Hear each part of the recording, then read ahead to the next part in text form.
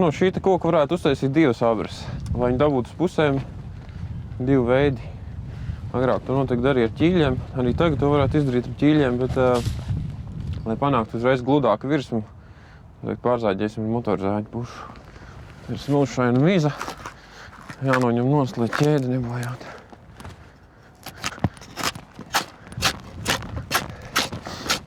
Piesaukt klāt.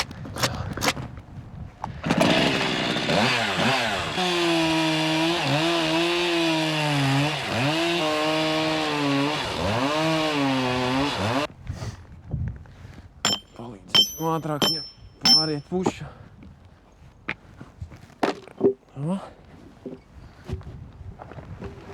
Būs atkal apakšā jānozāģē līdzena. Agrāk to darīja ar tēšamo cirvi. Tas būtu laikietilpīgāk. To pašu motorzāģi tas būs stipri ātrāk. Šiem darbiem labi, ka ir jaudīgs motorzāģis. Tas arī atvieglo darbu. Un tagad laiks nomizot to mizu, kas ir palikusi. Šo instrumentu sauc slīmests vai sliņķi. Labi, ka tādi ir vismaz divi. Viens mizošanai un viens smalkai apstrādēji.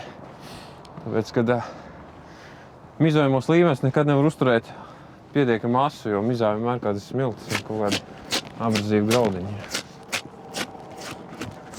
Abras jau ir visādi izmēri. Atkarīgs kādam maizes daudzumam. Tā būs tā diezgan paliela abra. Lapu koku jācēt ir vecā mēnesī, skuju koku jaunā. Tad visideālāk vēl ir cirst, kad kokā ir vismazāk sulas iekšā. Tas ir ziemā, kaut kādā janvārī, februārī. Gabalus ārā, lai vieglāk masa paliek. Uz dažām lietām tas neatiecās. Piemēram, uz plēstajām laivām. Tad ir vajadzīgs ļoti sulīgs koks.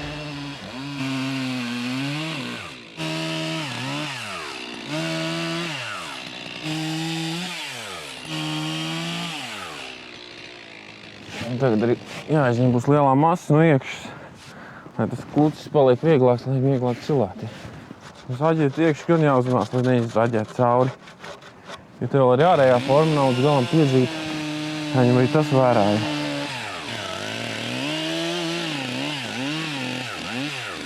Un šis te, tas ir viens no vissenākajiem arī darba rīkiem, kurš savu aktualitāti nav zaudējis pat šodien. Tas ir tas cirvis vai cērti, ar kuru izņem to vidu ārā. Agrāk nebija motorzāģi, tad visu ņēma ar šo te cirvīti ārā. Bet, salīdzinoši par tādām mazām skaidiņām, to visu ļoti darbietilpīgi izņemt. Kad uztais izzāģējums, viņš vieglāk iznāk ārā viss. Jo visu sataisīt kaut kādās smalkās skaidiņās arī, ir bezjēdzīgi, ja var uztaisīt liels atgriezums. Un viņš ar kaut vai malkā izmantot.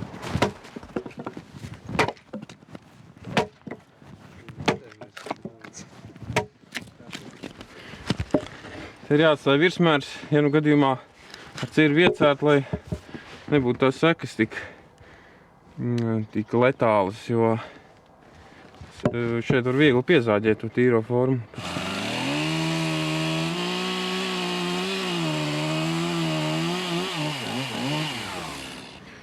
Tagad atkal jāņem viens no jau sen pazīstamiem instrumentiem, puspaļais slīmestiņš. Viņš no 9. gadsimta stabili ir pazīstams.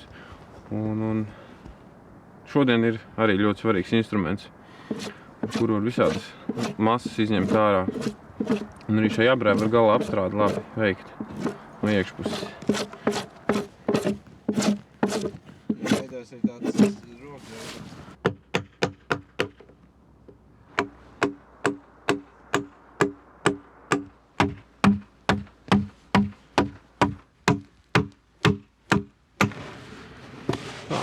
Iekša praktiski ir. Apstrādāsim vēl maliņas. Rokturs uztaisīsim ērtāks. Abra būs gatava lietošanai.